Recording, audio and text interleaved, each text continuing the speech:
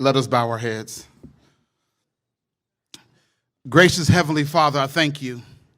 I thank you for the leadership that is in this room. Lord, I thank you, God, for the guidance that you have given us over the years. Lord, I thank you, God, for just the plan, God, that you have given us in our lives. Lord, I thank you for the heroes that are in here. Our first responders, God, that risk their lives every day so we can sleep peacefully at night. Lord, I pray, God, that you just continue to just rule over this city, Father, and bless the new doors and the new development that is happening in this community. Lord, I ask, God, that you bless every small business, for you know that this is the heartbeat of this city, Father. Lord, bless those who are running, Father, for office to be a voice of the people who elect them. Lord, I pray, God, that you just continue to move mountains, God, and build up the city of Beaumont right now, God. Bring prosperity into this land right now, God. I thank you for the children that go to school that are learning valuable lessons that's going to be conducive for a successful future. Lord, I pray for unity in this room, Father. Lord, I ask, God, that you just continue to stir up the gifts of each and every entrepreneur that is in this place. I thank you for the food that we have received tonight. Bless those who are not fortunate enough to have such a meal. Lord, I thank you, God, for what you're going to do for the state of the city and the address, God, that is going to come here, for the knowledge, God, that is coming from the desk and the plans that have been put forward. Lord, bless the endeavors and bless our hands. I thank you, God, for we are a nation that still call you Lord. Father, we pray these words and we give you the praise, the honor, and glory in Jesus' name. Amen. Amen. Thank you, Pastor Hawkins. Jim? Colors? Well, would you like to come up to the stage, though? Okay. We want to get you on the stage, sir. Okay. I won't run away. Please remain standing for the...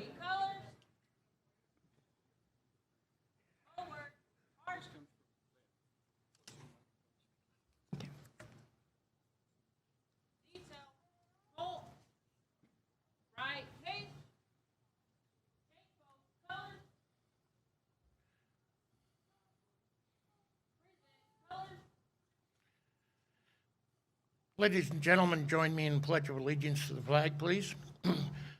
I pledge allegiance to the flag of the United States of America, to the republic which it stands, one nation, under God, indivisible, liberty and justice for all. Please remain standing for our national anthem. Is Officer Pete's in the room? He's There he is. There he is. Thank you.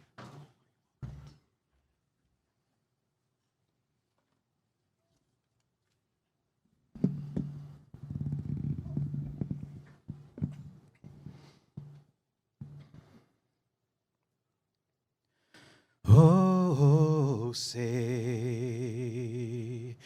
can you see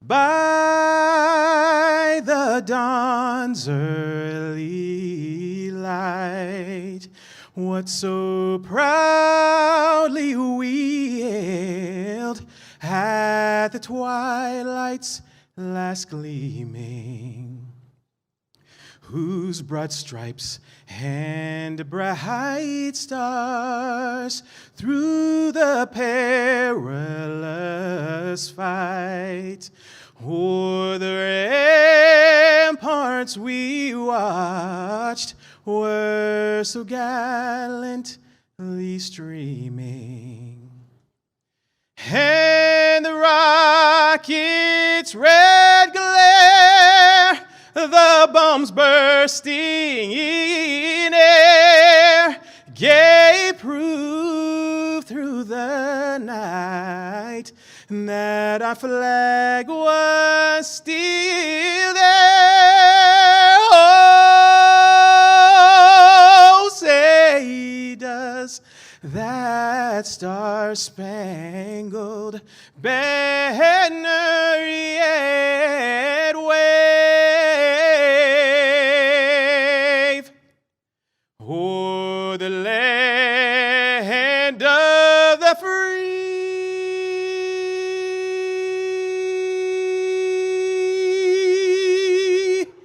and in the home of the brave.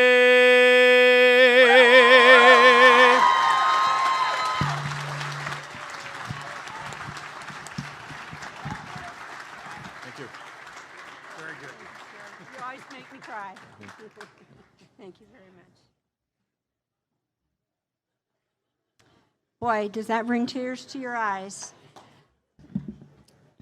I would like to thank the Beaumont High School Air Force Junior Reserve Training Guard for our color guard tonight.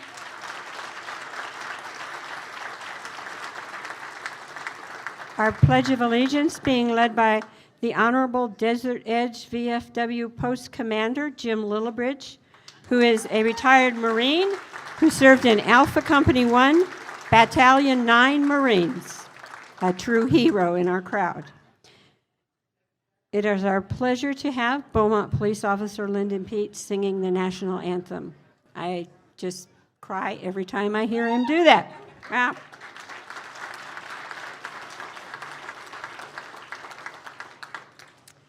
And now I get to introduce Supervisor Jeff Hewitt. If you have your very folder, and there's your instructions, and there's our, whoops. There. Okay, Thank you. thank you. Thank you, Betty. You know, I just want to get pulled over by Officer Peete, and I want him to say, you have the right to remain silent, but I don't, because that voice should never be silent. Let's hear it for Officer Peete again.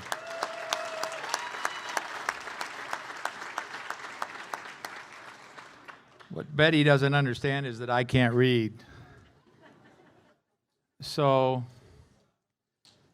I want to tell you about a conversation I had today with my public health director in their department. We're doing a pilot project with public health on blue zones, and if anybody knows what a blue zone is, we have one very close right down the hill in Loma Linda. There's one in Nepal, and there's one in Japan, amongst a few others. And blue zones are where they have an inordinate amount of people that live to be over 100. But what they found out is that the most important thing of a blue zone is community. And tonight we see a community that is brought together by two very important entities that add to a community. Thanks to Betty, Sandy, and Lynn, and all the people of the chamber who put this on, they're celebrating a lot about what the elected, the city council, and all the people that work for Beaumont have accomplished in the last year. And let me tell you about how important that symbiotic relationship is. A city can't be healthy unless it has a good revenue stream and a vibrant private sector. And the first thing that any business does when they come to a new community is they look up the Chamber of Commerce. And I have seen this Chamber of Commerce over the last several years grow and grow and grow along with the city, and along with two Chambers of Commerces on the other sides. But their ability to work with the city, their ability to bring in new businesses, and to have that lifeblood to make Beaumont such a vibrant community is amazing. And I think as we get closer and closer together and we make these relationships amongst ourselves, we too will become a blue city. Now, I got to tell you that what you eat and your lifestyle has a little bit to do with it. I would suggest you all play as much golf as you possibly can, that you go over to the wonderful facilities at Beaumont Cherry Valley Park and Recreation and ride your bikes. But I can guarantee everything you ate tonight is going to add years to your life, not because it's, quote, healthy, but because it's helping you make new friends. And so with that, I would like to mention our sponsors tonight. And first of all, these are elevated sponsors. No, that doesn't have anything to do with cannabis. Although it's the City of Beaumont. No, City of Beaumont and County Riverside 5th District, my office, are the two elevated sponsors. Let's hear it for them.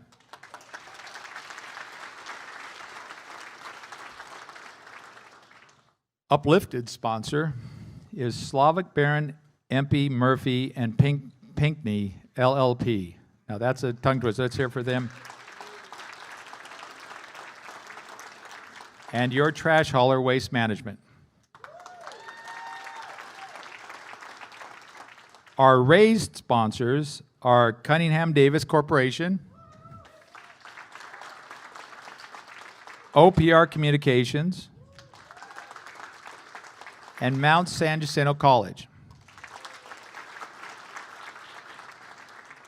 All these people way up there high, they all need a foundation. So the next list, and I'm going to name all these off, there's quite a few, but these are the foundation sponsors, and hold your applause until the end, and let's give them a real good one. C&D Real Estate Incorporated, the Bank of Hemet, Jesse's Hidden Garage, Saints Realty Incorporated, Altura Credit Union, Southern California Edison, San Gorgonio Pass Water Agency, VFW Desert Edge Post 233, Southern California Gas Company, Loma Linda University Health, Trifocus Wealth Management Group Incorporated, and Western Riverside Council of Governments. Let's hear it for all of our foundation sponsors.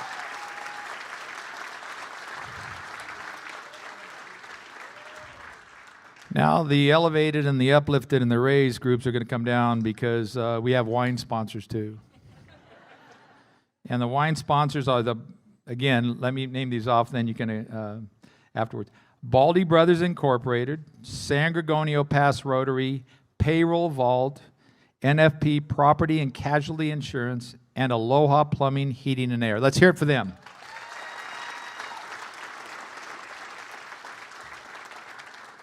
We have a desert sponsor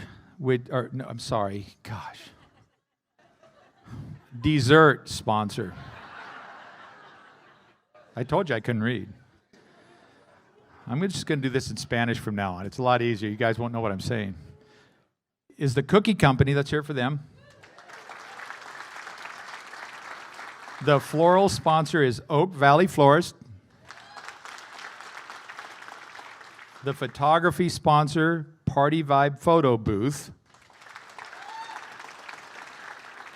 The media sponsor is our own hometown Record Gazette. Let's hear it for them. And last but certainly not least is our venue sponsor. Let's hear it for the Morongo Golf Club at Tuckwood Canyon and the Morongo Tribe of Mission Indians. Let's go.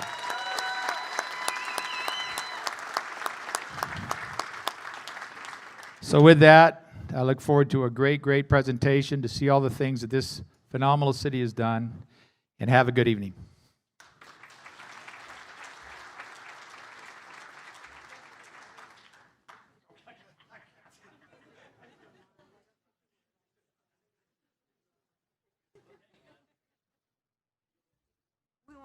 We won't give him the rhinestone glasses. We'll keep those for me.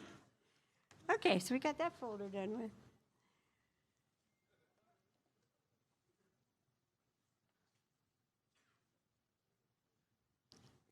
Hold on just one moment.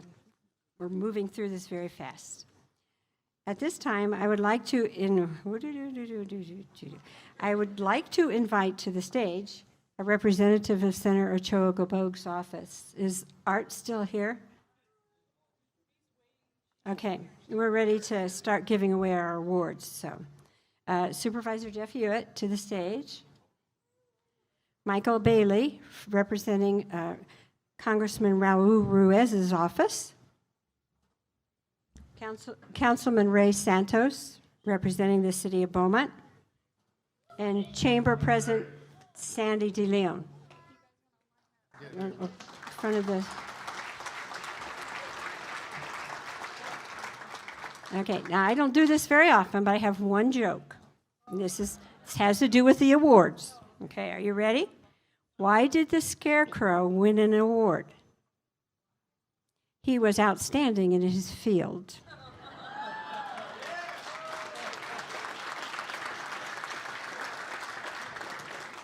So with that, I would like to introduce my dear friend, Lynn Bogue-Baldy, the Beaumont Chamber of Commerce Treasurer, to present this year's Beautification Awards. Now, I got to help her on the stage because she just had knee surgery and she's getting a little old here.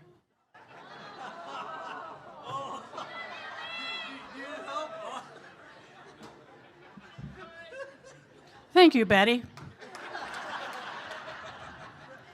I hate to tell you that's my best friend right there. But she can't get up on the stage either. So we like to do everything the same. I would like to introduce to you now my sweet niece, Senator Rosalisi Ocheto-Bogue.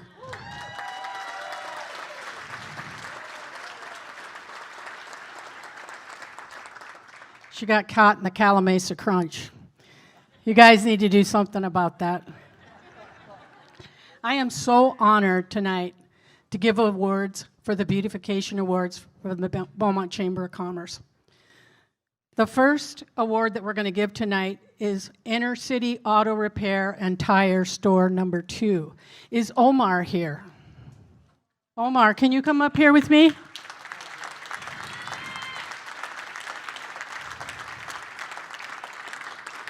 You need help? I can help you. No, okay. I'm standing right over here, Omar. Omar, what is the address of your business? 373 East 5th Street. Thank you. And this is number 2, huh? Good for you. Omar's company, Inner City Auto Repair and Tire Store number 2, is located at 373 East 5th Street in Beaumont. This store has seen many changes throughout the years. Most recently, a full remodel was completed. The shop received an interior redesign, including upgraded paint, flooring, and fixture replacements. The entire shop has been reorganized to be more efficient. The exterior was newly repainted, and the goal was to renew the look of the shop, keep it modern, clean, and appealing to customers and to the community. This family-owned business has almost 40 years of a combined experience. Their goal is to continue to grow for the community and in the automotive service industry.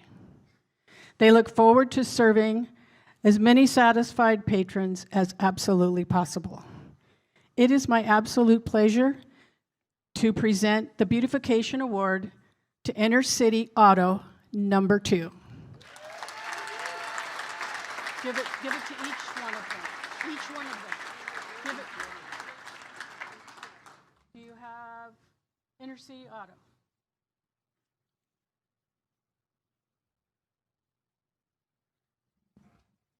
Absolutely, my pleasure. Stand right here, if you want to take a picture. So our elected officials are going to present Omar certificates. Just walk on down the line there.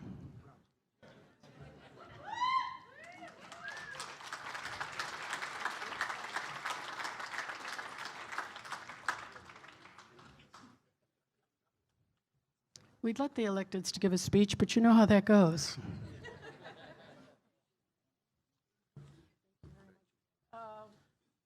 Are we going to get a photo there? Yes. Okay.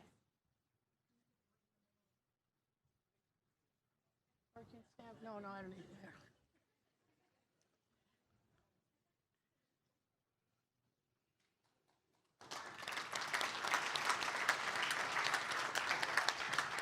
Congratulations. Thank you so much. Yes, have a good day. Say thank you, everybody. Yes. Thank you, everybody.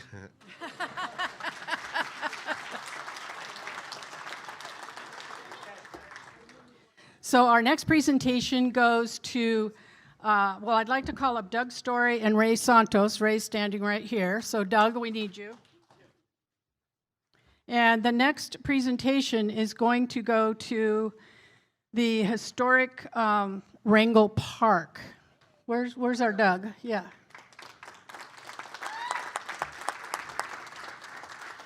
Ray is one of our city council members, and Doug works with the city of Beaumont.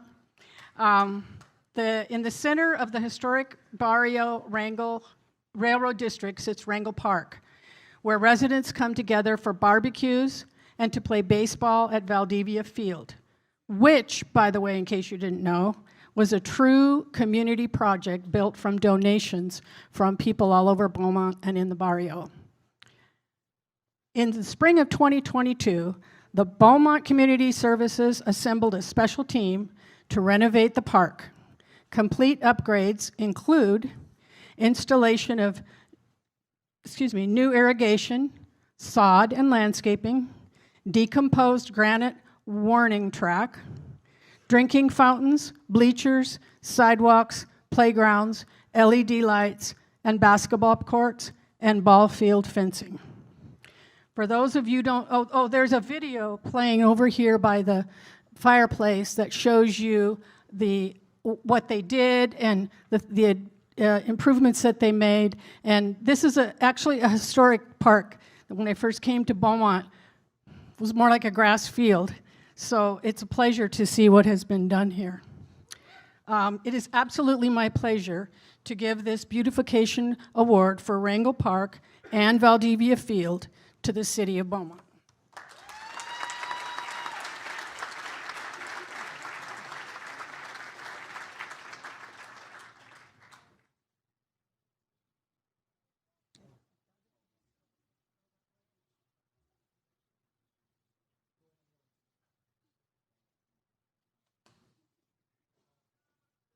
Doug?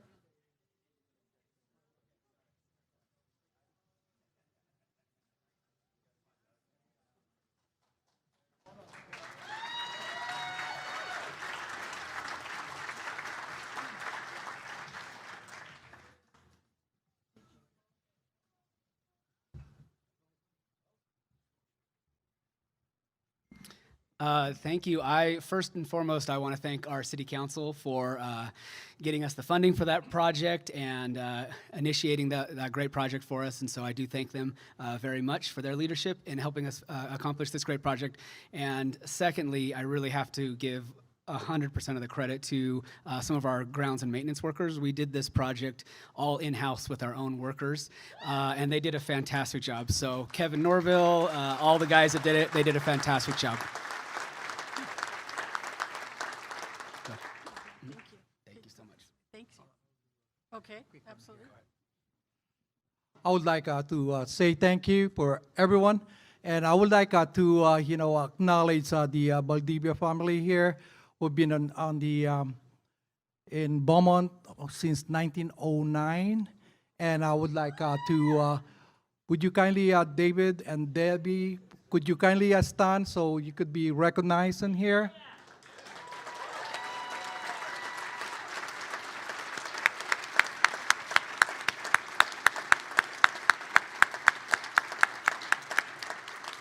Thank you very much. Thank you, thank you. Thank you. Okay, now next, I would like the co-owners of KV Flooring, David Gabru and Desra Ashley, if you could please come up. You know, the Dominguez and the Valdivia families have been around here since those early days, and they had a family reunion at Valdivia Field in 2012, and over 200 people, Valdivia's and Dominguez families, showed up. So that's a long time legacy from those families, and we congratulate them. Please come up.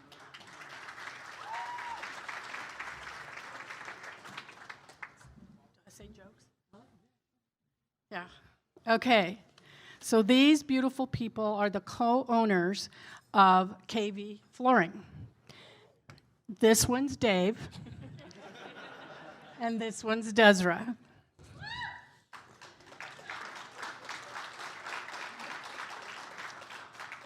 KV Flooring was started over 30 years ago by a gentleman named Keith Volk. I don't know if any of you ever met him, but he was a wonderful individual.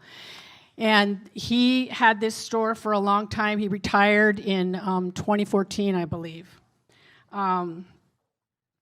at that time in 2019, in 2019, Dave and Desiree purchased the store, and Dave was a longtime employee with Keith, and Desiree also was working with Keith. I met Keith a long time ago. I called him Keithy. He was a wonderful, wonderful man. His store used to be across the street from what is now Beaumont Cafe. And now he's in the old Kenny's shoe store place. So Dave and Desiree, they redid the signature sign and redesigned it. In their showroom, they put in new vinyl room scenes in the windows, and they added to the large front windows beautiful, advertising, but it's really classy looking. The showroom received upgraded waterproof flooring, new carpet, the absolute newest state-of-the-art vendor displays, and now they have a 4,500 square foot remodeled showroom. And combined with that 60 years of experience, KV Flooring specializes in selling all the newest products in flooring, window coverings, and they also strive to provide personal customer service from start to finish, along with quality expert installation. So let's talk to someone who is a customer. Oh, that's me. These folks are really great people. They work hard. They've improved their business in the 20 years that I've known KV, since I met Keithy. And it's a pleasure to work with them. They are chamber members, and we're so happy to have them. And it is my honor to present this beautification award to KV Flooring.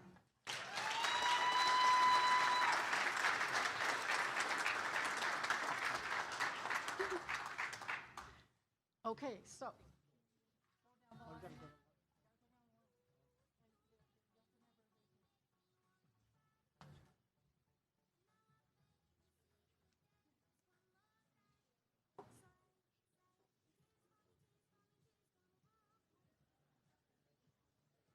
Now the picture. Now I gotta take.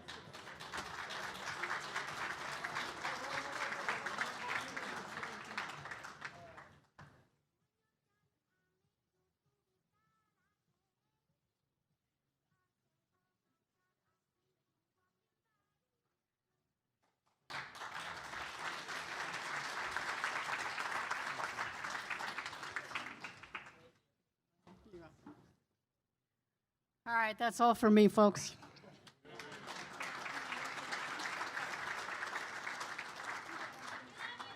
I love you more.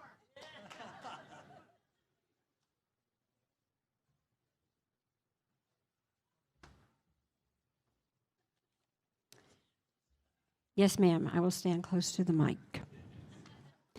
Now I am pleased to announce Sandy De Leon, our Beaumont Chamber President, to present the 2022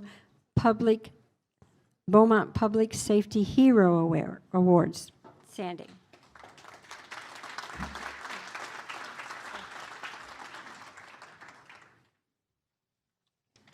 Good evening, everyone. Well, I am so honored and pleased that I am the one that got chosen to do this. So first, I want to thank you also for joining us. And we are going to start with the firefighters. So I want to invite firefighter James Woodland and Captain Ryan Dutton to present our 2022 Firefighter Award.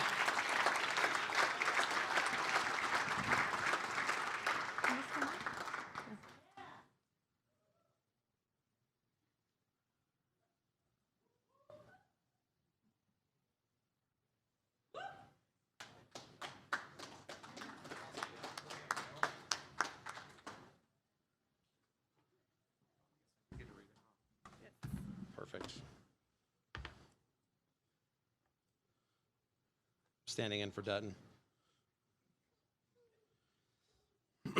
All right, good evening. I'm Battalion Chief Tim Voigt. I have the privilege and honor of leading a remarkable team of firefighters here in the San Antonio Pass area. It's with great pleasure that I join you here this evening to present the 2022 Public Safety Hero Firefighter of the Year Award. This award is something that is truly earned and not just given. It recognizes a member of our department whose work has truly impacted the lives of many members of our community. With the talented firefighters who serve your city, it's difficult to pick just one deserving of this award. However, one person has truly gone above and beyond this past year. For the fire service, the core mission is our work. Whether or not things are going well, it's the work. It's the service to the public that keeps us grounded, focused, and connected. This firefighter has a passion for his work, his family, and for this community, and for his department. This firefighter has been assigned to your Beaumont City Fire Station 66 for the past 3 years. He has been an extremely valuable member of our team. This firefighter is truly a future leader in our fire service. One of the most important attributes in the fire service and being a leader is mentorship. He embodies mentorship in every way, working to make himself and others around him better. Furthermore, our city has a vested interest in the development of our future generations through the Fire Explorer Post program. This program offers mentorships within the fire service for Explorer ages 14 through 20 years old. This man dedicates hours both on and off duty without pay as an advisor to lead our explorers to their future success. Over the last year, our city has invested tens of thousands of dollars in much-needed rescue equipment to protect our community. This man has played a vital role in conducting training sessions with our surrounding firefighters and implementing the successful adoption of these safety enhancements. Since this equipment has been in service, he has been an integral part in performing numerous rescues and saving lives of those in need. This firefighter is a proven, talented paramedic as well. The demand of keeping up with medical protocols, along with firefighting techniques, is a challenging one, to say the least. He accepts this challenge, holding to the highest of standards. Lastly, if that wasn't enough, he's also a field training officer for the new hire firefighter paramedics onboarding program. This position ensures stellar paramedics arrive on the scene to treat not only our community, but our families. A Roman general once said, out of every 100 men, 10 shouldn't even be there. 80 are just targets, 9 are real fighters, and we are lucky to have them, for they make the battle. But the one is a warrior, and he will bring the others back. Tonight, it is my pleasure to announce that one warrior. This year's 2022 Public Safety Hero Firefighter of the Year Award goes to firefighter paramedic James Wadland.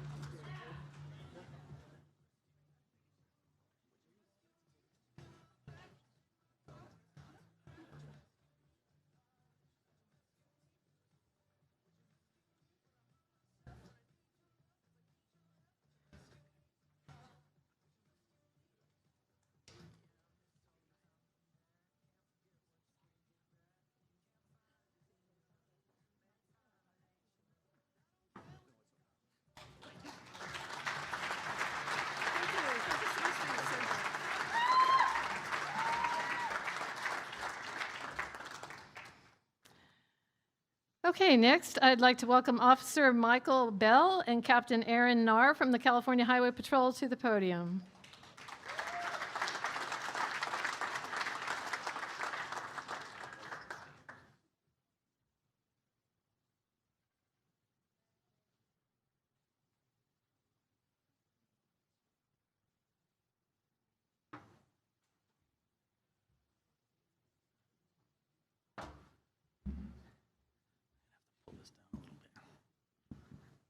Good evening. My name is Aaron Narr. I'm the captain of the San Gregorio Pass CHP office. And I've been lucky enough to be the captain since December of 2020. And fortunate enough to be this fine man's commander for that time.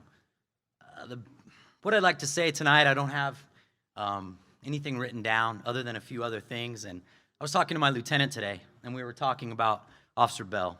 And we just started throwing out words. And some of the words that came to mind were humble, an instructor. He comes and shares his gang expertise and expertise with all the other officers at our office, takes the time to come to our training days, sometimes 3 times a month, to teach his fellow officers. He's a silent leader. He's tenacious. If you're a criminal, you don't want this man on your case. He's dedicated. He's hardworking. He's a team player. He's also very generous. I know he's not going to want me to tell this story, but I found out that prior to my arrival, we had one of our clerical personnel, and she lost her sister to COVID. And they asked for donations to help pay for a funeral. And this man stepped up and gave a generous donation, far more than anyone else in the entire office, that helped pay for that funeral. And then, we came up with Poster Boy, because when you kind of look at him, I mean, we went to the academy in 2 different eras. I started the academy in October of '94, and I believe you went to the academy in 2012. Yeah. And we were both the valedictorians of our class, but then I also had to find out that he was the outstanding cadet in his class. So, despite being good-looking and tall, he's got that on me too. So, fortunately for the community, Officer Bell is assigned to the Riverside County Regional Gang Task Force, and he's in Region 3, which is in Hemet and the San Jacinto Valley. And they're a small group. They have a sergeant and up to 5 now, deputies and officers, correct? 4? So it's a total of 5 personnel that work in this gang task force. So I just wanted to share a couple quick stories about what he's done just for us. Anytime that we need him, despite if it's at the end of his shift, he will come and help us. Recently, earlier this year, we had a man who'd stolen a vehicle from someone else. He was towing it on a trailer, and the trailer came loose, went on the wrong side of the road and killed a nurse that was coming home from her shift at the hospital. And we called Officer Bell to come help with the investigation. Now, not only did he end up knowing and had previously arrested the suspect, he was able to use his investigative skill and to prove that he was in the location at the time, then got into a pursuit with the suspect in the vehicle that he was using to commit the crime, and this was several days later. Arrested the suspect after pursuit, and was able to use DNA evidence to prove that he was indeed the one who stole the vehicle, which then caused this poor woman's death, and solved this murder for us. Now, and yes, amazing.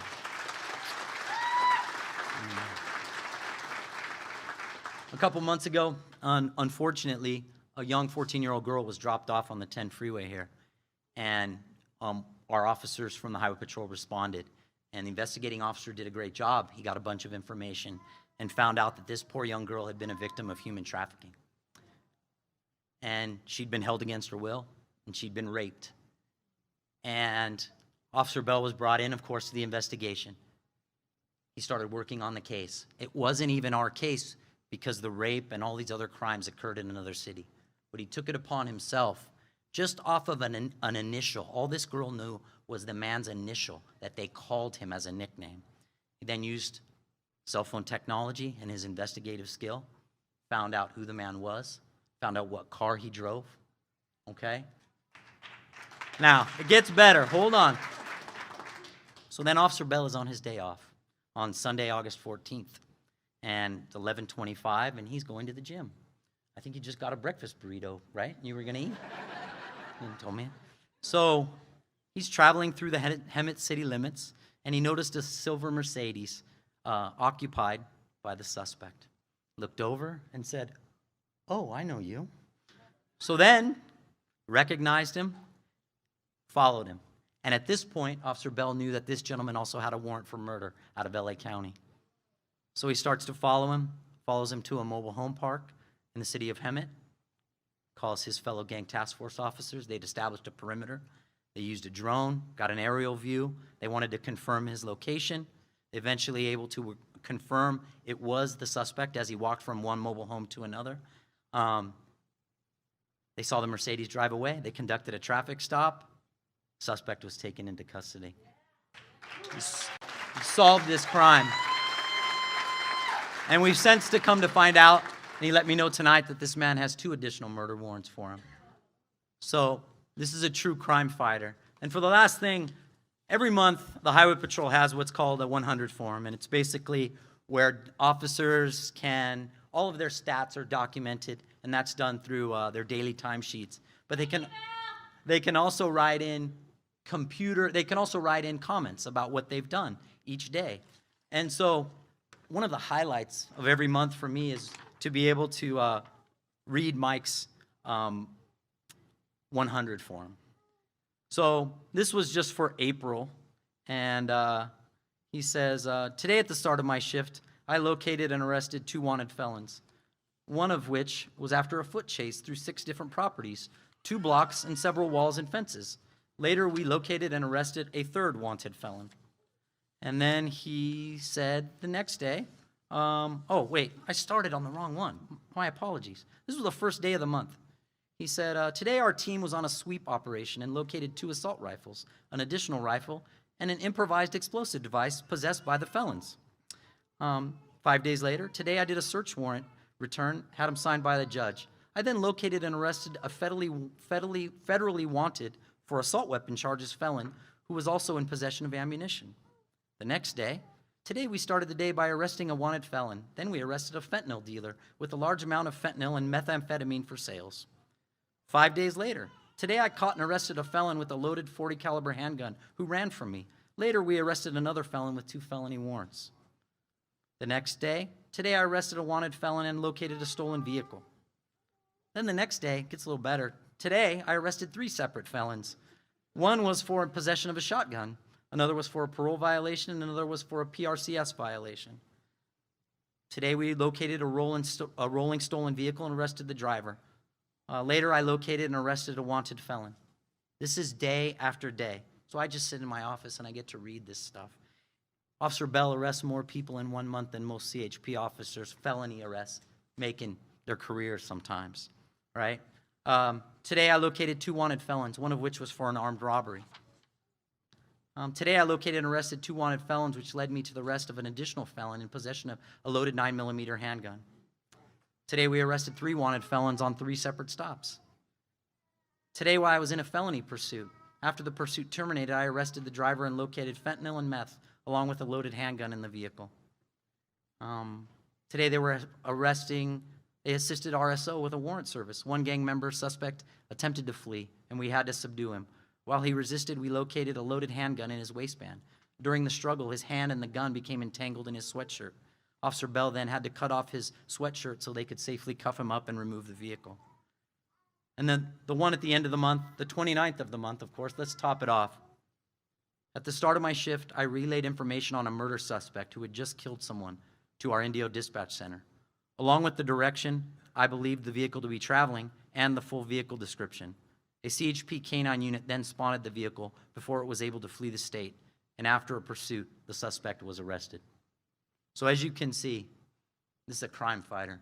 This is a fantastic officer, and he's a fantastic human being. So, you know, I've been out here for almost 2 years. I'm going to retire at the end of the year, but I retire knowing that with people like this and the other deputies and officers that have been nominated today and the support of this amazing community here, that law enforcement in the San Gorgonio Pass and in the Beaumont Banning area, you know, you guys are safe and secure for many years to come. And with that, Officer Michael Bell, our hero.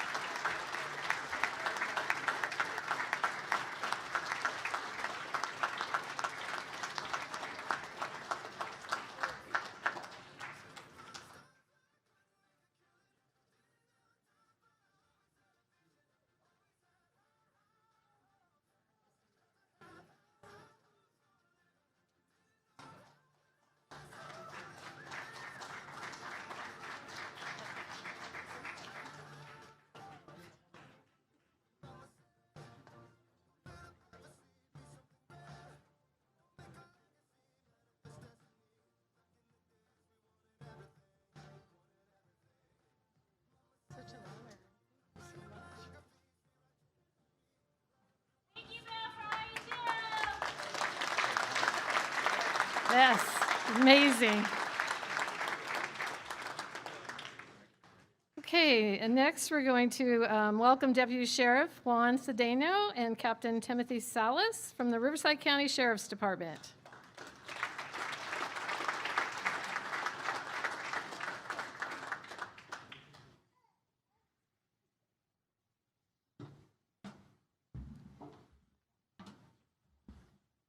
Thank you.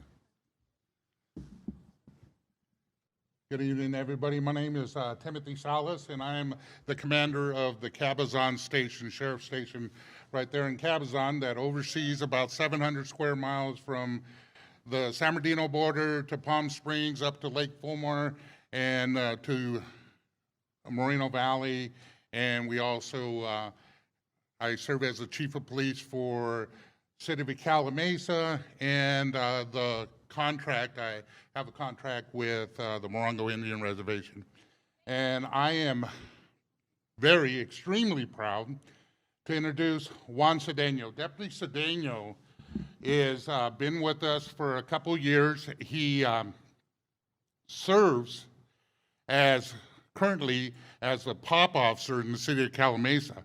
But anyone, anywhere in this community in the Pass area is going to see him on a regular basis, because sometimes, I don't know what days, I know what days he works, but I mean, even his other days that he doesn't work, he's always at work. He's in our county, he's in the Beaumont area, he's in the Morongo Reservation, he's obviously in every day, his regular work days, he's over there. Juan is thinking about all the words that Aaron got up here and said, you know, most of those, every one of them, I could just say ditto to Juan. But one thing I can say about him is not only that, Juan is a true leader and a true caring leader. Juan, prior to coming to us, he spent 12 years on the SWAT team. And anyone who knows any SWAT dogs, that's what they call them over there, you know, some of them are pretty different individuals. And when I said, oh, I'm getting this Juan Cedeno, I don't even know who he is, and I'm getting him, and he's been on SWAT 12 years. What kind of guy is he? He's going to come around and be barking and sniffing around and all this stuff. I don't know if I could deal with this. The moment I met him, I knew, number one, that he's not the normal SWAT guy. He isn't. This guy cares. One of the things he's done is he's been a mentor to so many people in our department. Unfortunately, we've had an extremely busy year in our station, and we've been involved in 3 more shootings than we would have liked to be involved in, but we did. And on every one of those, Juan reached out to the individuals, because I don't know what anybody thinks, but there's not an officer around that enjoys being involved in an officer-involved shooting. It's a very traumatic thing.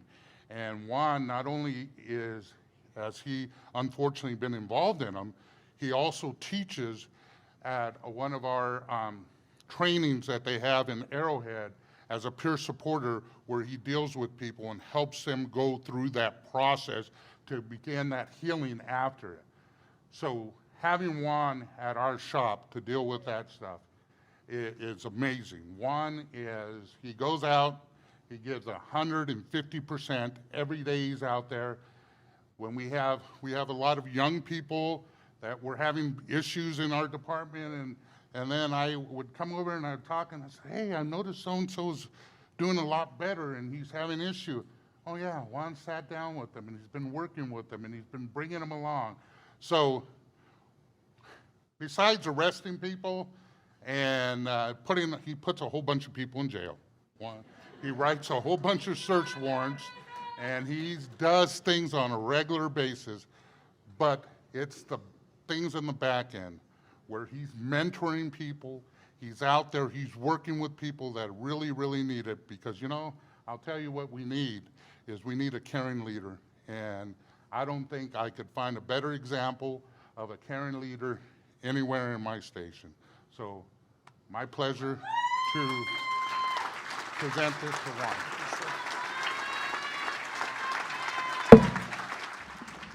Who put that there? Juan, congratulations.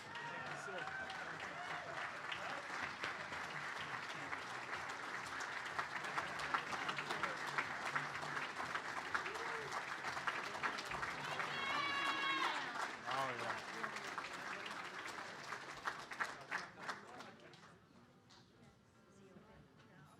I'm gonna jump in the middle on that photograph, if you don't mind. I want to be here.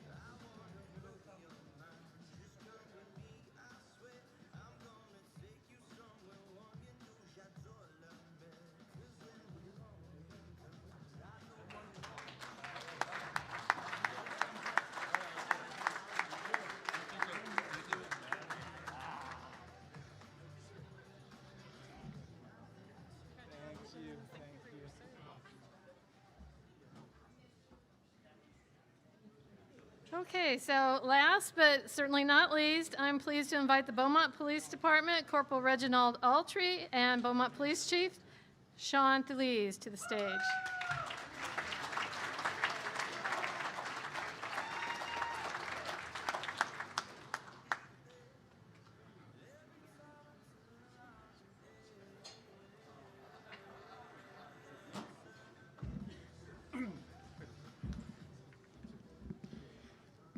Okay, so can you hear me okay back there? So listening to CHP Officer Bell's 100, I looked at my own real quick. Day one, went over budget. Yeah. Day two, received call from city manager. Day three, updated resume. All right. So not as impressive. And so before you, we have Corporal Reginald Autry, but there's an asterisk there. You'll read in his bio, it says Corporal Autry, and some of you are seeing the 3 stripes. So quick survey question. Anybody in the room been ticketed by Reggie Autry when he was on the motorcycle? Go ahead, let me see a show of hands. Okay.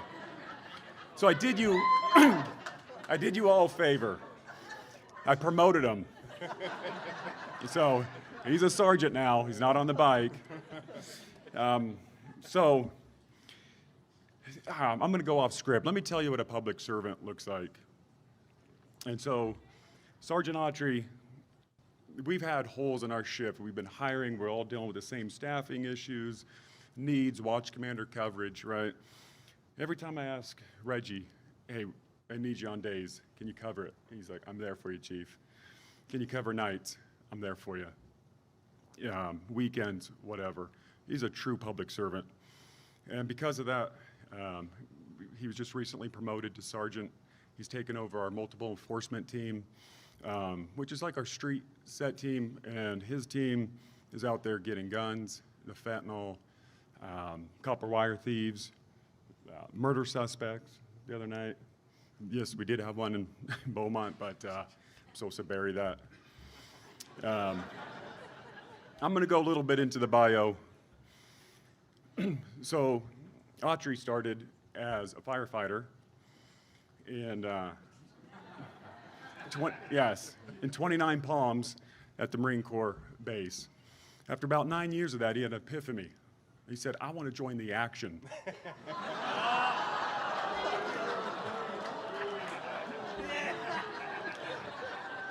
Okay, hey, I got a gun. I can get out of here.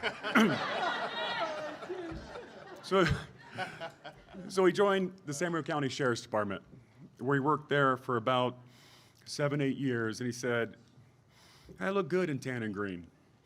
But then he walked by the burning bush, and the Lord appeared to him and said, hey, have you ever tried on some blues? That's when you really start looking good. Where's Supervisor Zero? I'm not doing a good job making a blue city, right? Bringing us all together, but yeah. Yeah. So he does, doesn't he? He's the best. So in 2004, Sergeant Autry joined the Beaumont Police Department, where he's worked as a field training officer, motor patrol, watch commander. He's covered everything that we've needed done. Again, recently promoted, taken over our street enforcement team, taken some young officers like Officer Bell and our deputy there and our friends, and just molding these young men and women to get out there, make the streets safer. Working hand in hand with the Sheriff's Department, the Banning Police Department, the Highway Patrol, just keeping the pass area safe for y'all. So with that, I present to you Sergeant Reginald Autry.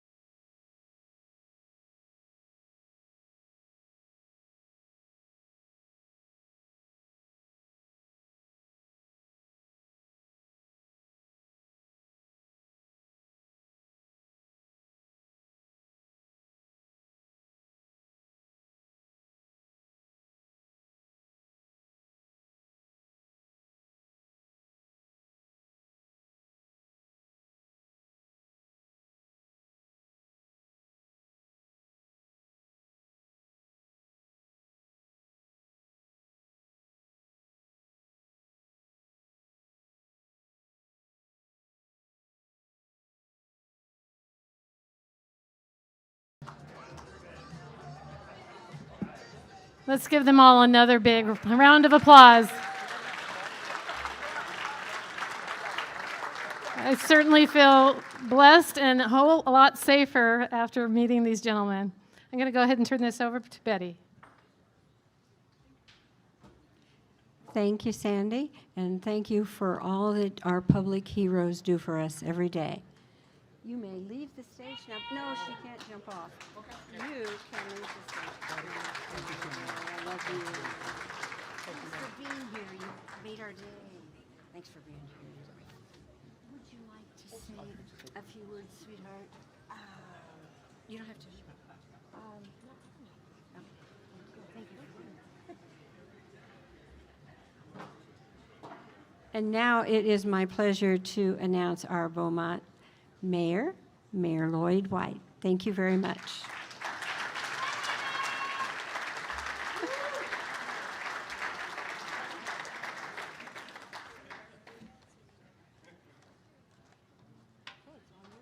All right, thank you.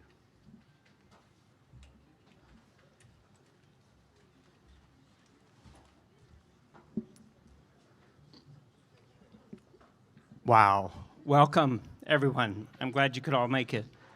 I wanted to talk a little bit about what we're doing tonight and where we have been as far as the state of the cities. I think I can match my time on council with the state of the cities. Before I got on council in 2014, there was a state of the city address where council came out, but 2 days before that, there was a major announcement. The city had lost a judgment to the county for $60 million a week before that state of the city. The following year, again, a week before the state of the city hall and some of the homes of our executive officers was raided. Again, a week before the state of the city. The following year, my colleague Mike Lara was the mayor, and a week before his state of the city, the arrest of all of those executive officers was made. So the following year in 2018, I became mayor for the first time, and I said, we're not doing the state of the city in April, because everything keeps happening in April. So if you've been to our state of the cities over the years, it's always been in April.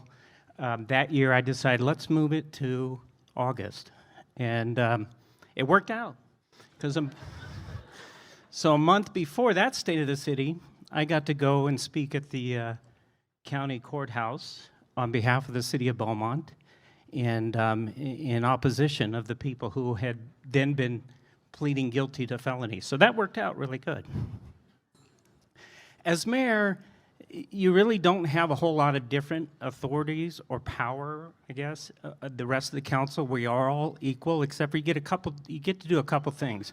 Number one, you get to run the meetings, which when I run the meetings, they're done in 2 hours. Some of my colleagues, they go into the night till 3 or 4 in the morning. But you also get to set what happens at the State of the City. You get to schedule it. You get to work on it. There was one gentleman on our council that was the mayor during the pandemic. We did not have a State of the City, and Mayor Ray Santos at the time did not get the opportunity to address you. Councilmember Santos, he has decided not to run for re-election, so he won't have the opportunity to do this again, but I would like to call him up. Could you come up here, please, Ray?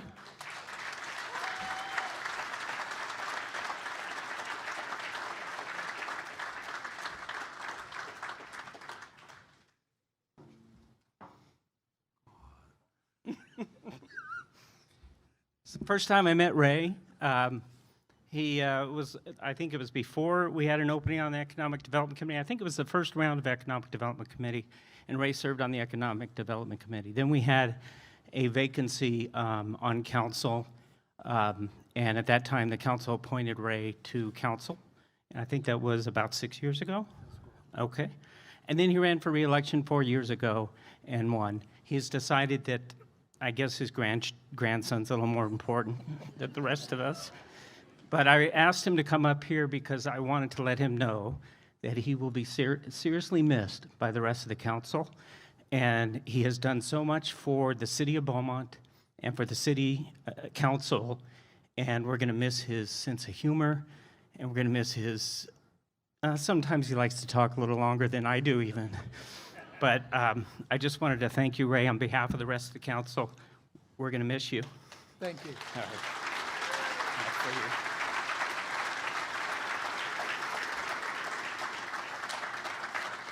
Thank you, everyone. All right, my side. Love you too.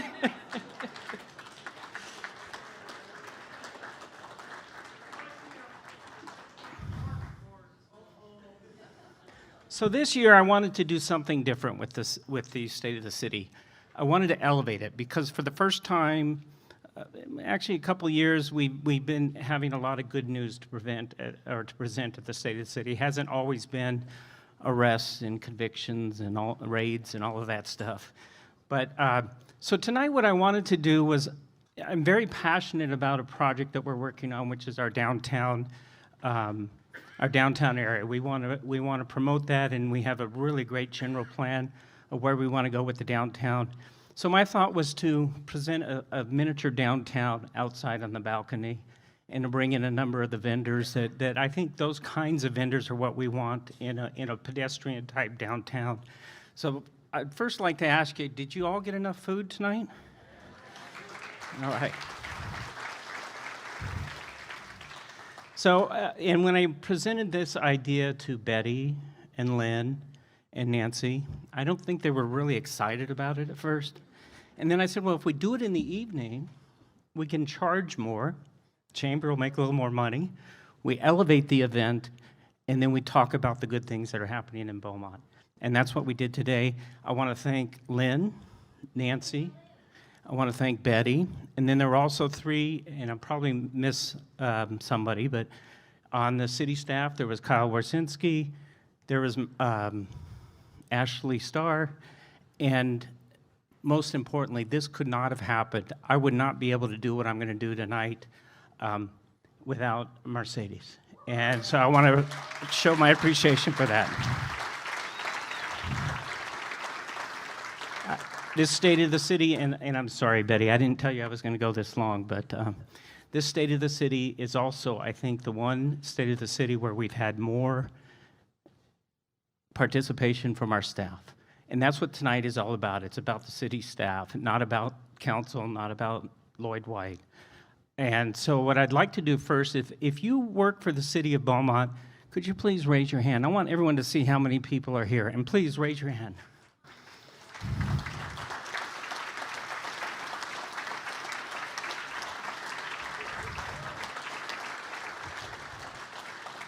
So as council, we get to make decisions, we get to consider all of our options, but it's the staff that actually puts what we want and what we direct in place. And it's the staff that makes things happen. So tonight, what I'd like to do, we're gonna have some videos showing you what's happening in Beaumont, and we're gonna call up a number of the directors, and we'll have a little back and forth and try and make it a little more interesting. And so I think it's important that you learn and find out who the people are behind the city, not just who's sitting on the dais at whatever 4-year period. So I would like to start. Tonight we'll focus on 3 key areas that the council and staff have been working on over the last year: quality of life, development, and infrastructure. We will have some short videos for you to view that talk about some of the great projects and programs we've been working on. And we'll also be inviting some of the department directors up so you can meet them and hear a little about the work that they're doing to create a sustainable growth and a safe and active community. So at this point, I'd like to start the first video.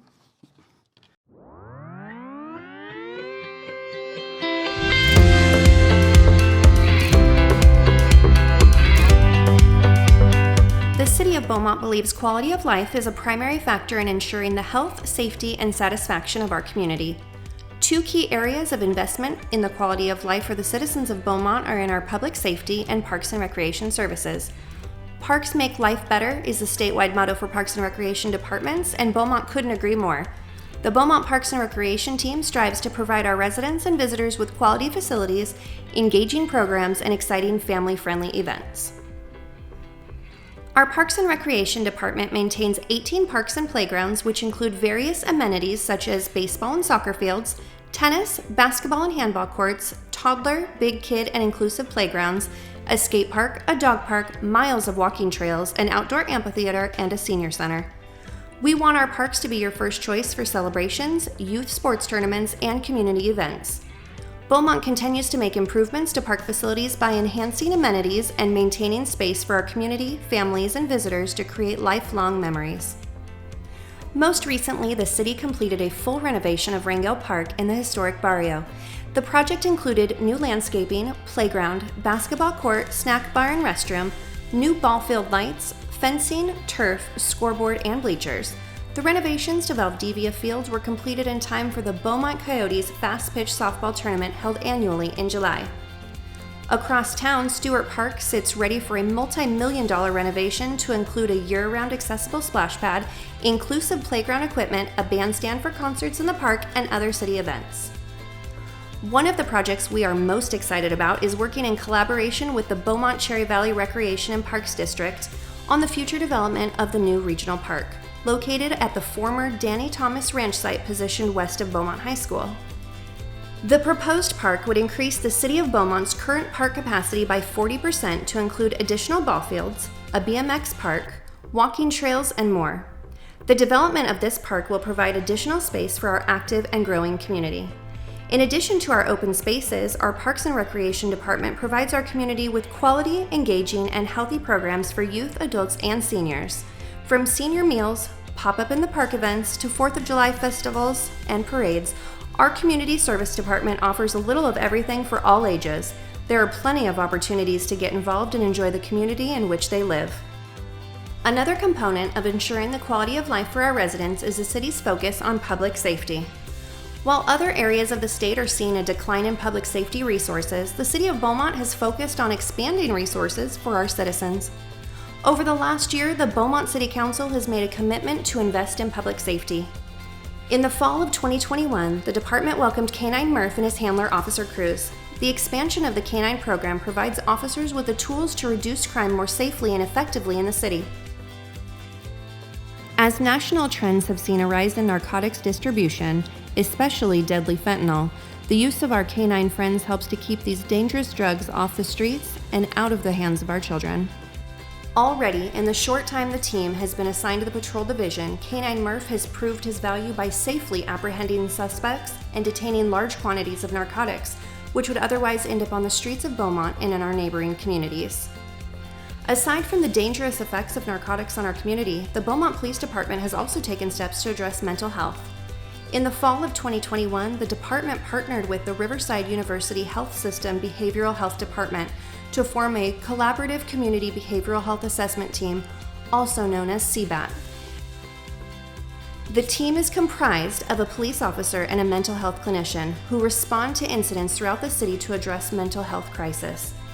The team works by diverting individuals with mental health issues to appropriate community services and behavioral health resources. This unique partnership, which also expands to the city of Banning and the unincorporated areas of Riverside County, focuses on providing necessary and more in-depth assistance to individuals in need of mental and behavioral health services. Providing high-quality and responsive police and fire services is of crucial importance to maintaining a safe and vibrant city. For the past several years, the city has also invested into the planning and construction of the West Side Fire Station. The West Side Fire Station, which will be located off Potrero Boulevard across from Olivewood Community, is currently beginning construction. This state-of-the-art facility will be the first phase of the city's future public safety complex, which will also include the future home of the Beaumont Police Department. Fire Station 106 will encompass 10,000 square feet of living quarters, office space, a fitness center, and apparatus bays, which will house a 4-person truck company and paramedic capable of providing advanced life-saving support 24 hours a day, 7 days a week, and 365 days a year. The addition of the West Side Fire Station will decrease response time to our housing developments located within Olivewood, Tournament Hills, and Tuckwit, as well as provide important medical and fire support to the logistics centers located on the south side of State Route 60. Construction is underway and is expected to be completed within 12 months.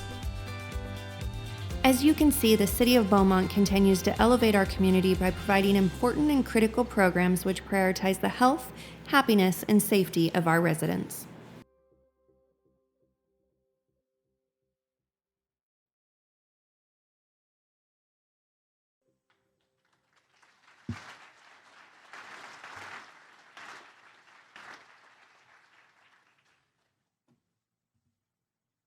Thank you. At this time, I'd like to invite our Chief of Police, Sean Thulis, to the stage.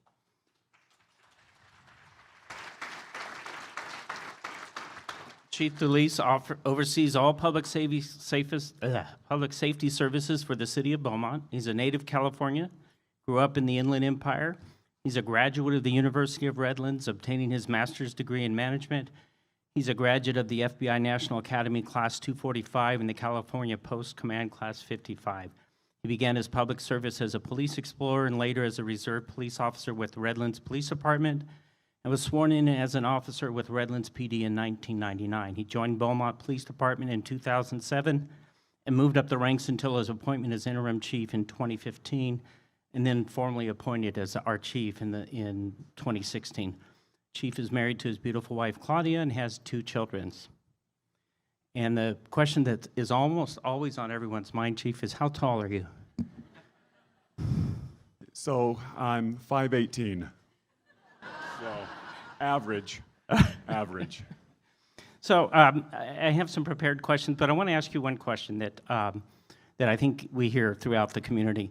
So of those of you who live in Beaumont, how many times do you see cars speeding in your neighborhoods? We have addressed that, and I'd like you to talk about what we did recently to address that and talk about our motorcycle cops. Yeah, so quality of life crimes certainly are something that we tackle, and so we have a philosophy of no call too small, and we don't dismiss public nuisances as something that we don't have time for. And so traffic is a major concern, and so the council gave us the acquisition to go forward with a 4-person motor team. We just, that's a very extensive training. The most difficult training to pass in any training is motor school. And so fortunately, our second officer just passed, and so we have 2 motors out. The third will be moving into that training here shortly. And we also have the radar trailers and other ways that the community can be involved in in just standing out there with a radar gun. If you are interested and you want to know how fast people are going, sometimes they appear faster than they are. And so we also help educate the community members knowing it feels like they're moving faster than they actually are. So we partner in all aspects. I know for the first time last week, I was at Panera and I saw 2 Beaumont motorcycles together. I think that's the first time I've ever seen that. But so in the video that we just watched, we heard a little bit about some of the great things the police department is doing for our community. But there is a big project we've been working on. I think it was touched in the video for a short time there. Can you please introduce that project to the group? Absolutely. And so I'll refer you to day 1 in my 100 form about going over budget. But no, so what we did is council certainly approved the funds to do a needs assessment on our current police facility. It was built in '88, opened in '89. It was built for a police department a quarter of the size that we currently have. And so our needs is to plan for a police department twice the size of the current Beaumont. So we figured double the officers, double the support, double the volunteers. And so we did that needs assessment. We hired a firm. We toured about 6 different public safety facilities in California, Oregon, and Arizona. And what we looked for is to try to fulfill 2 primary goals. The one is, how can we better serve the community through workflow efficiencies so that the patrol officer comes in with the arrestee, books them, books the evidence, processes, gets back out on the street. How can the dispatchers best work the 911s, the telephones, all these different things that happen behind the scenes? And the second part of that first goal is, how do we design a facility that brings the community into a police facility, which is not common. But thinking about the city and how we're spread out, this would be the only government facility, I mean, besides our fire station, but that's not what they do necessarily. But this would have a community room and a capacity to have community events in the police facility. So we want to better serve them and we want them to be a part of it. And then the second goal is the mental health, wellness, training that the police officers and all the police employees and volunteers deserve. And so when you're in a facility that you outgrew 20 years ago and you're going to keep continuously growing, we need to take care of them. They need to be able to train in-house, have firearms proficiency, use of force proficiency, all these things. Our crisis intervention training, so we'll be able to host our own training on how to better deal with the homeless and mental health, persons with special needs, and also give them a proper place to change out, have some common needs. And then what it does is it helps infuse our culture of inclusivity within the Beaumont Police Department. Wow, thank you. You're welcome. It will be a great facility with the ability to serve our residents. And thank you, Chief, for talking with us tonight. Now what I'd like to do is call to the stage our Director of Community Services, and that's Doug Story.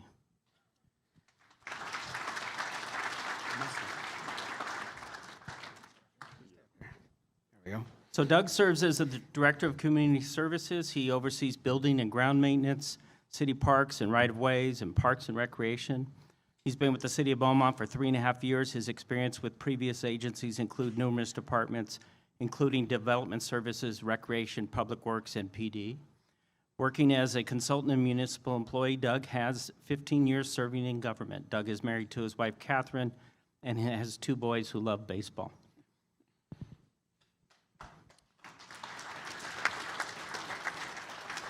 So Doug, another topic covered in the video was our city parks and recreation. We saw what you had accomplished in Wrangell. We're working on a major improvement on Stewart Park. Yes. And just this last week, we got into a very long discussion on what we can do at the sports park. So what I'd like to ask you is, it was great to be back at the Stewart Park for our Freedom Festival and fireworks on the 4th of July. The renovation of the park has been a popular topic with our residents. Can you give us an update on the renovation of Stewart Park? Absolutely. And also, thank you for not asking how tall I am. 5'18" minus 11. There you go. Yes, Stewart Park is, it was amazing to see so many of our residents come out to Stewart Park for the 4th of July and celebrate the 4th with us. It had been a couple of rough years where we couldn't do that, and so we were just had a great time out there. And council has really initiated a great deal of time and effort and resources to rehab that park. Several months ago, we hired a landscape architect firm to come in and provide us with a whole process, starting with the concept plans of what a new Stewart Park would look like. One of the great things in this process so far has been our community engagement. So we started off with doing surveys throughout the community. We had over 825 responses from people in the community telling us what they love about Stewart Park, what they don't love about Stewart Park, what they would love to see in Stewart Park, what they would like to experience with their families and their grandchildren and people that come to our community. And so it's been a great response. We took all those responses in and we handed them over to the landscape architect firm, and they are providing an amazing concept plan. I am happy to let you know that we're going to be bringing that to council on October 4th to show you and the community just some of the themes and some of the ideas of what they have for us. It's been truly a great process so far. The great thing is they're not just giving us the concept plans, but they're going to also take us through the whole entire process and providing after direction and after some discussion, and we're able to see where we want to go with the park. They'll be able to bring us through the whole construction process with providing construction documents, where we'll put the project out to bid, and hopefully very soon we'll have a contractor out there rehabbing and rebuilding Stewart Park for us. Thank you. Great to hear about what's happening at Stewart Park. Also, the council, and I'm getting a little ahead of myself, and I apologize to my colleagues, but we started discussing bringing back some of the summer concerts that we used to have. So hopefully we'll not put any pressure on my colleagues, but hopefully we'll be doing something on that shortly. So another project that I think is important to the city, and one I'd like you to speak about, is you brought forward to a recent council meeting last month the concept plans for the Memorial Plaza at City Hall. And can you tell us a little bit more about that? Yeah, just as you mentioned earlier, there's definitely an emphasis on the downtown area. And with our City Hall being on 6th Street, we're excited to have a project where we will be completely renovating the front side of our City Hall. If you don't know that, that's where we currently have our law enforcement fallen officers memorial, and also our veterans memorial out in front of City Hall. So we have a new plan to renovate that whole entire area. It's been fully funded, and we're ready to move forward with that.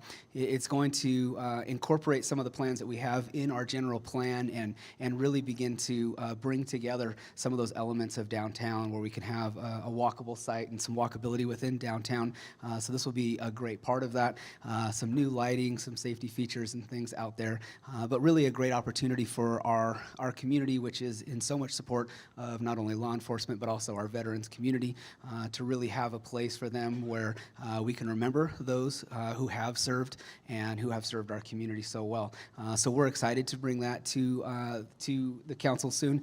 We're in the beginning of the design and RFP process as well with that project, but we're excited to have that funded for us in the future, and we expect to later this year and early next year being able to award that contract for some getting built. Thank you. And a question I always ask you, and I think you get tired of it, is when will it be done? As soon as I possibly can get it. Okay. Done. All right. Well, I'd like to thank Chief DeLeese and Doug Story for coming to the stage, and appreciate your input.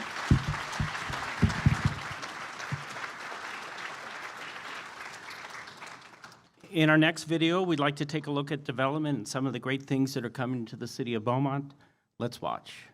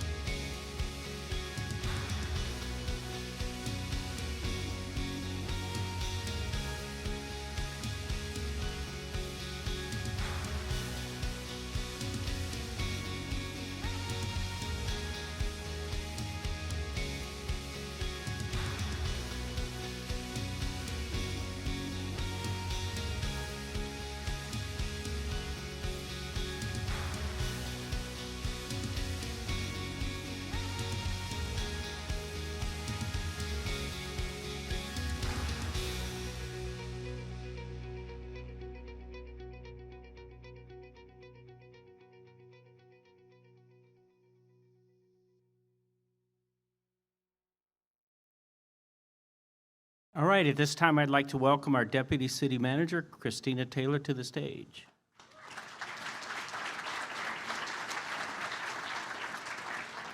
So Christina has been in community development and planning since 2003, working with both the public and private sectors in the Inland Empire and Orange County. Prior to joining the City of Beaumont, she served as Policy Director for the San Bernardino County Board of Supervisors, 2nd District Supervisor Janice Rutherford, where she advised on land use and transportation matters. Christina has a bachelor's degree in geography and a master's degree in public administration from Cal State San Bernardino. And also, in the last few months, you recently received a promotion. So she is now our Deputy City Manager. And at this time, in the video, Christina, we talked about the general plan update. Can you talk a little bit about the process and the significance of what it means to our residents? Sure. Thank you, Mayor. Hi, everyone. Nice to see a full room. The general plan is a document that's a high-level planning document designed to plan for a development in a city for approximately 15 to 20 years. It's not the nuts and bolts ground level, but the real 50,000-foot view at what's going to happen in the city from now through build-out in the case of the general plan update that we just adopted last year. A general plan element is something that's mandated by the state of California, so every jurisdiction in the state is required to have one of these documents, and they're typically updated every 15 or so years. The document includes things like a circulation or mobility element addressing transportation and traffic. It addresses housing, which was referenced in the video there, and just on Tuesday night, City Council adopted our housing element update, and so that will become part of the new general plan as soon as it is certified by the state. The general plan update also includes things like infrastructure and economic development. And these are things that are important not just to development in the private sector, but also to the city being able to provide services, both community services and public safety services. So all of the things work together to make a holistic plan for the city. Thank you. And recently, you received a couple of recognitions for our general plan update. Can you tell us about those? Sure. Yeah, we were really proud of this, not just as staff, but for the city, considering the last few years that the mayor had spoke about at the beginning of his talk. The city won 2 awards, the highest awards that can be given by the American Planning Association, both at the Inland Empire region and at the state level, and they were the Award of Excellence for a comprehensive plan for a small jurisdiction. So our general plan was submitted against all the other plans that were adopted roughly around the same time, and we competed against cities in Riverside, San Bernardino County areas, as well as once we won that, we were put up against all the other ones in the state, and we won the Award of Excellence there as well. All right. So I want to thank you on behalf of the council for your work on the general plan and helping to create a roadmap for the city of Beaumont's future. Now, the video also talked about the downtown vision, and for anyone who doesn't know, this is a project I'm very passionate about. We've been meeting with our downtown business owners to get their input and feedback on the process. But Christina, can you tell everyone tonight where we are with it and what we're hoping to do in our downtown area? Sure. The downtown process that we have going right now is very exciting. As was referenced in the video, we have a downtown area plan which was adopted as part of the general plan update. And again, it was sort of a high-level vision of what council sees for the future of the downtown area, and a lot of it was captured in that video. Where we are now is working on the ground level implementation of that plan.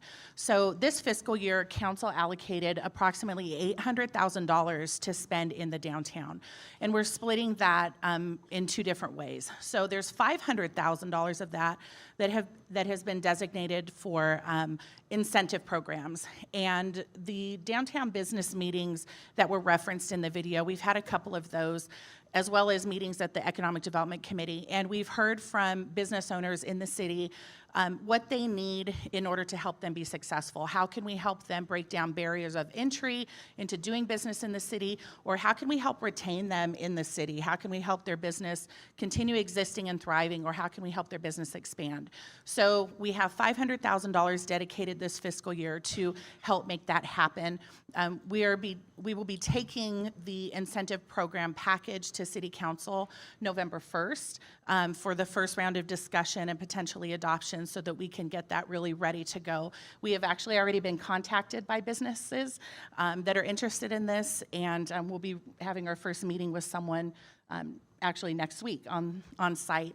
The $300,000 that's remaining of those funds are for a planning document. So we've just received proposals for creating an implementation plan. And this will really be the guiding document that says, here's how we need to put in the infrastructure. Here's how we need to lay the streets out. Here's the timing on how we need to do that. Here's what we can do with the buildings.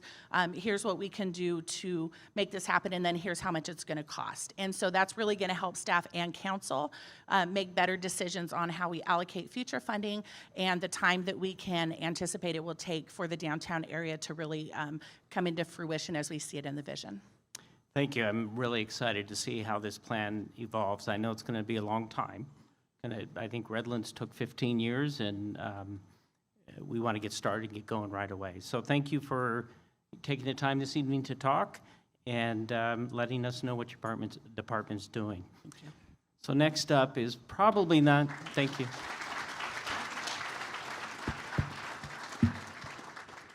Next up is probably not the most exciting topic, but it's probably the most important topic in our city, and that is the topic of infrastructure.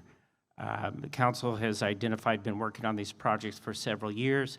When I came to council in 2014, we really needed to focus on city finances before we could even begin to tackle major projects. It took a lot of time and effort to get where we are, but I'd like to listen in, and we'll invite our Director of Public Works, Jeff Hart, to the stage, please.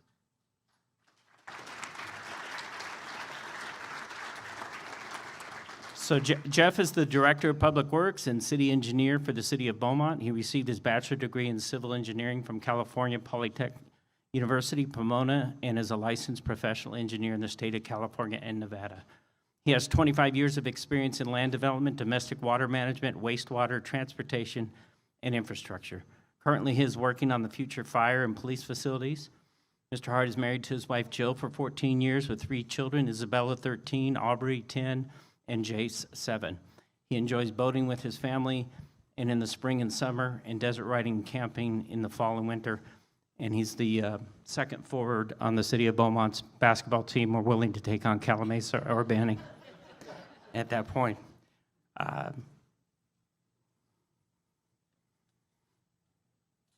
Thank you, Jeff. How tall are you? Okay. You know, just to follow the chief, I'm 5'19". So okay.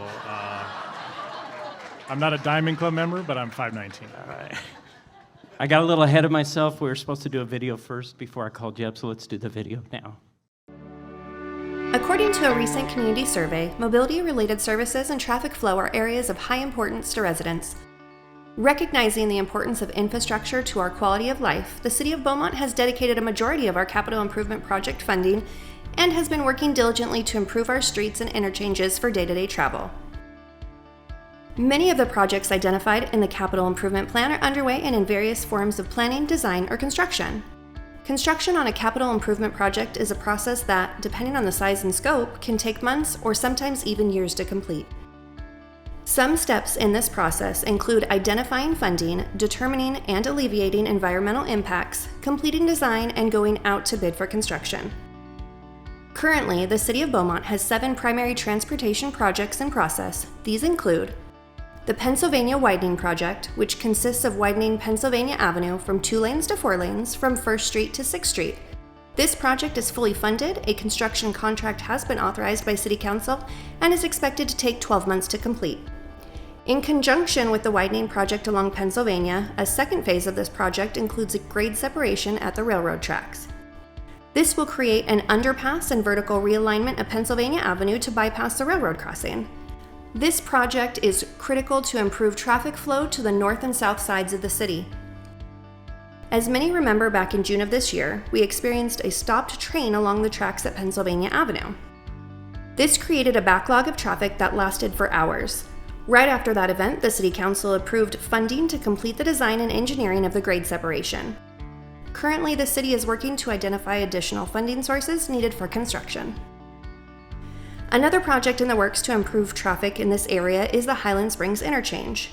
This project is being coordinated by the Riverside County Transportation Commission, or as it is also known as, RCTC. The project began in 2019 with a cooperative agreement between the City of Beaumont, City of Banning, Caltrans, and RCTC. Currently, the RCTC is working on the project approval and environmental design report. This report will take approximately 24 months, but once completed will enable the project to move ahead to final design, engineering, and then construction. Other projects in various phases of completion include extending 2nd Street Marketplace to Pennsylvania Avenue, Phase 2 of the Potrero Interchange, which will add on and off ramps to State Route 60, signal improvements along Beaumont Avenue at 1st and 6th Streets, as well as the reconfiguration of the Oak Valley Interchange to improve traffic flow and safety. Another very important infrastructure project includes the city's wastewater treatment plant. Proper wastewater treatment is essential to a healthy community, which is why Beaumont has invested heavily to build capacity and state-of-the-art treatment in our wastewater facilities, for now and into the future. A recently completed wastewater master plan gives the blueprint for the city's sewer collection system to meet the level of service expected by existing customers and to service future growth. In May of this year, the City Council was presented with a status update on the wastewater treatment plant construction progress and the permitting process for recycled water production. In 2018, the wastewater treatment plant began construction to expand its capabilities to discharge wastewater and produce recycled water. This included completing a 23-mile brine pipeline, which discharges brine to be treated by the Orange County Sanitation District. Construction is expected to be completed by the end of the year. The Regional Water Quality Control Board worked with the city to review a draft permit for discharge, which is scheduled to be adopted in October 2022. In conjunction, the City of Beaumont is in the process of obtaining its permit to produce recycled water from the Department of Drinking Water. After the completion of final studies and inspection, the permit is expected to be issued by the end of the year. Currently, the city is meeting with our neighboring water purveyors to determine a plan to distribute recycled water throughout the city. Preparing for the production of recycled water has been a monumental undertaking by the city and is a vital component of creating sustainability, servicing our community, and preparing for the growth of our region. We are proud of the work that has been done and that continues to be done to bring recycled water to the City of Beaumont. As you can see, the city has been and continues to prioritize and dedicate funding to elevate the City of Beaumont into the future.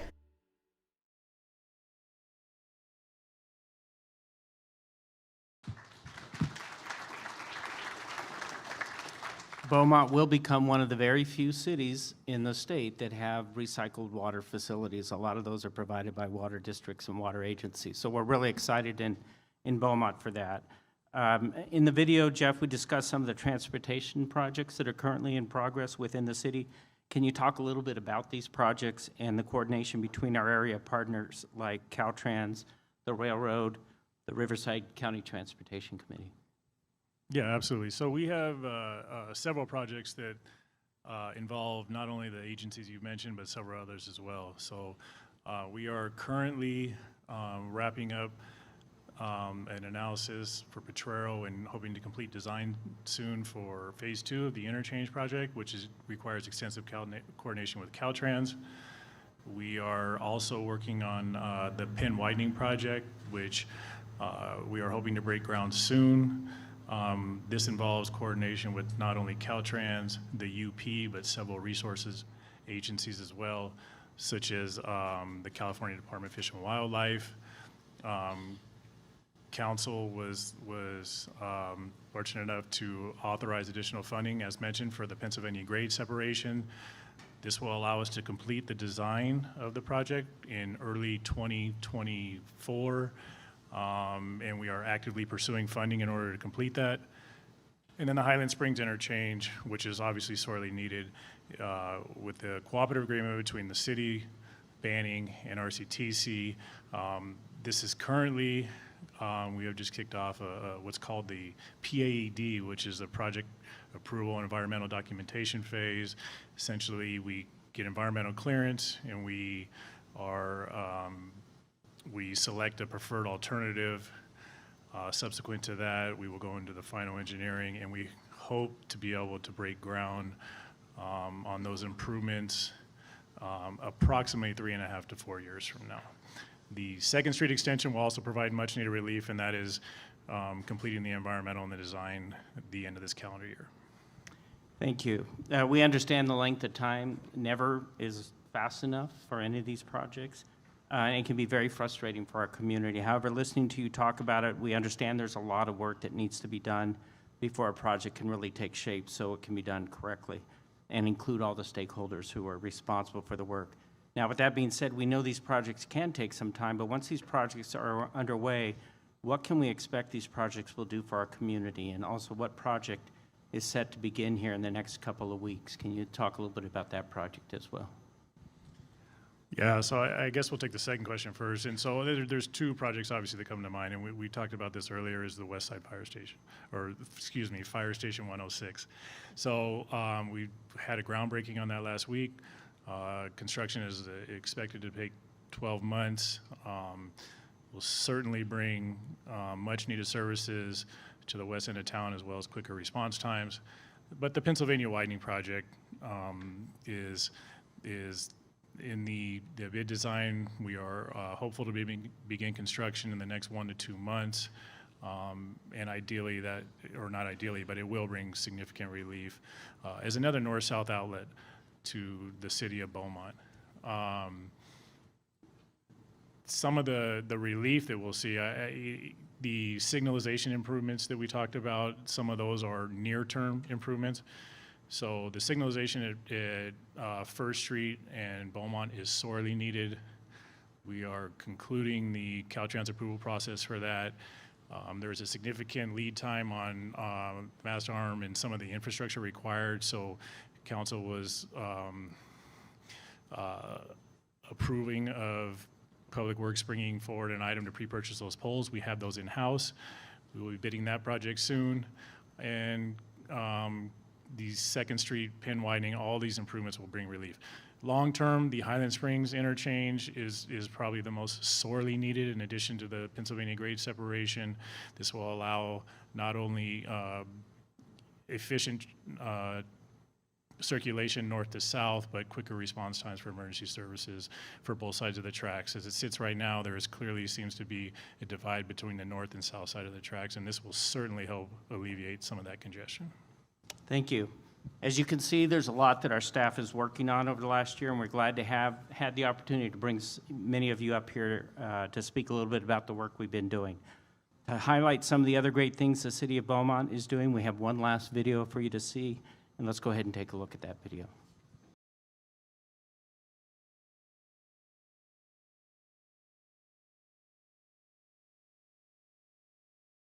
The city of Beaumont is full of rich history and rural charm. Since it was originally settled in mid-1800s as a stop along the Southern Pacific Railroad, people were drawn to the beautiful mountain view, crisp air, and abundance of orchards. After incorporation on November 18, 1912, the city has continued to grow and flourish as one of the state of California's fastest-growing cities. Today, residents enjoy a way of life that includes not only the classic characteristics of a small town, but house all the amenities of a dynamic suburban environment. From our parks, recreation opportunities, the focus on public safety, as well as maintaining responsible development and planning infrastructure for future growth, our city continues to make Beaumont a place where we love to live, work, and play. Even with the growth and growing pains that come with a quickly expanding city, we remain a vibrant community whose charm is exceeded only by the remarkable people who call it home. While times have changed since those early days of the railroad, the friendliness and hospitality that recall a simpler era have not. As we move into the future and the dynamics of life for California residents continues to evolve with more urban sprawl and work remote opportunities, we continue to plan for and anticipate economic growth for our residents and our community. As the city progresses, it is vitally important we maintain a peaceful, family-friendly atmosphere characterized by safe neighborhoods, clean streets, and our small town feel. Our dedicated and visionary staff, coupled with active community members and vibrant businesses, make Beaumont a city elevated for now and into the years to come.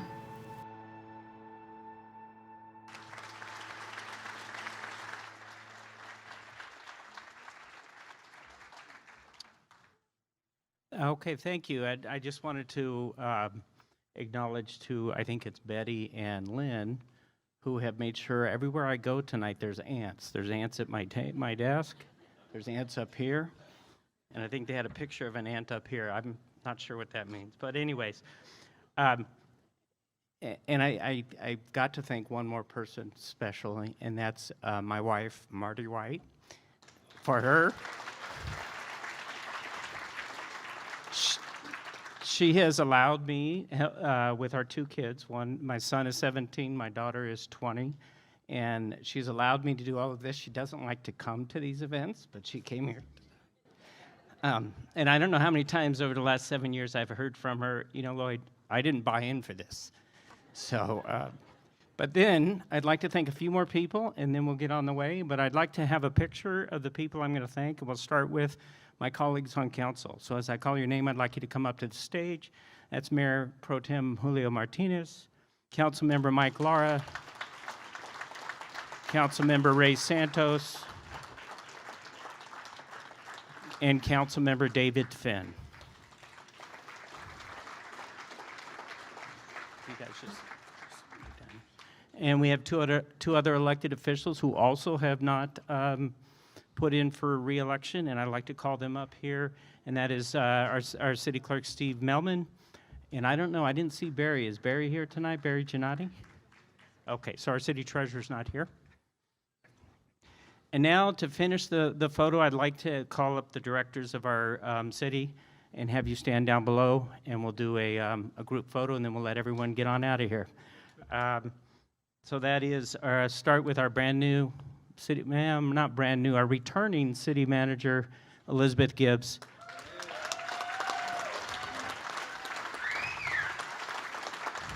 Our chief of police, Sean Thulis. Deputy city manager, Christina Taylor. Public Works Director, Jeff Hart. Administrative Services Director, Carrie Mendoza. The lady with the money, our Finance Director, Jennifer Eustachian. Our General Manager of Utilities, who runs our wastewater treatment plant, that's Thaxton Van Bell.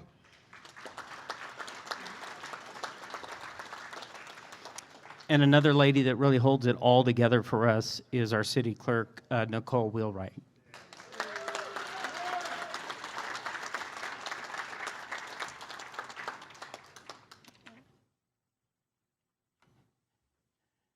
And this is what's making Beaumont elevated and moving us towards the future. So one last final applause, and we'll take a picture, and we'll head on out.